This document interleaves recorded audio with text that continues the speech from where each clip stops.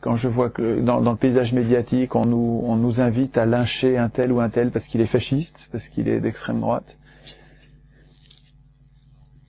je refuse ça. Voilà, je le fais pas.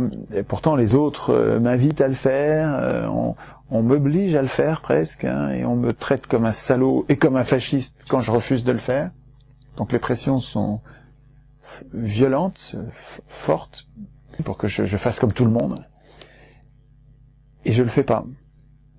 J'ai ma définition, enfin, c'est pas la mienne, je défends une définition du fascisme et du mot extrême droite qui correspond pas avec ce que je vois aujourd'hui. Aujourd'hui, on utilise le mot extrême droite mais comme une insulte.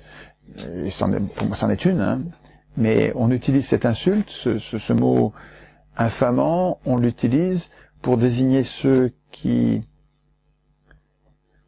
ont un avis non conforme sur les étrangers, sur la peine de mort, sur l'avortement, sur la religion catholique, sur la nation.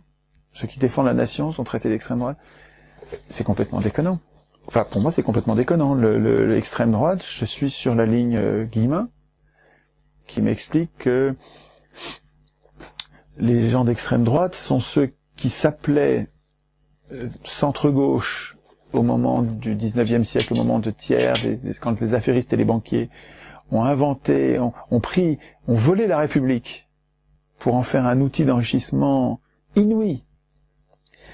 Et se sont appelés républicains, démocrates, radicaux, progressistes, alors que c'était des crapules, des voleurs, des négriers, des esclavagistes qui tiraient sur les mineurs en grève, qui assassinaient les gens de la commune, des bains de sang, Et ces gens-là s'appelaient centre-gauche, républicains, alors qu'ils étaient d'extrême droite, et ils se sont avoués d'extrême droite, ils sont devenus ouvertement fascistes, avec la montée des socialismes à la fin du 19e siècle, quand les idées communistes ont commencé à monter, au point que les électeurs se sont mis à ne plus voter à droite, enfin du côté des soi-disant républicains, mais voter pour des vrais socialistes.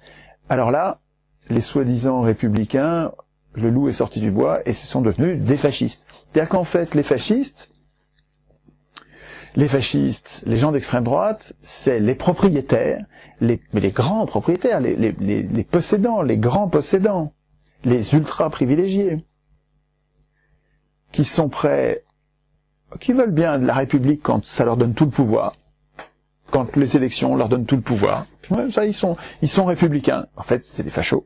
Enfin, c'est des gens d'extrême droite, des négriers, des esclavagistes. Et ils se montrent comme fascistes et d'extrême droite quand ils sentent qu'ils vont perdre les élections. Donc le fascisme, c'est les possédants qui ne renoncent à la République et à la démocratie quand ils commencent à perdre des élections. Alors ça, c'est un mot qui a du sens. Extrême droite, là, c'est un mot qui a... c'est les 1% contre les 99%. C'est ça l'extrême droite. Volontairement ou non, le mot extrême droite désigne autre chose maintenant. Ça désigne plus les banquiers et les possédants.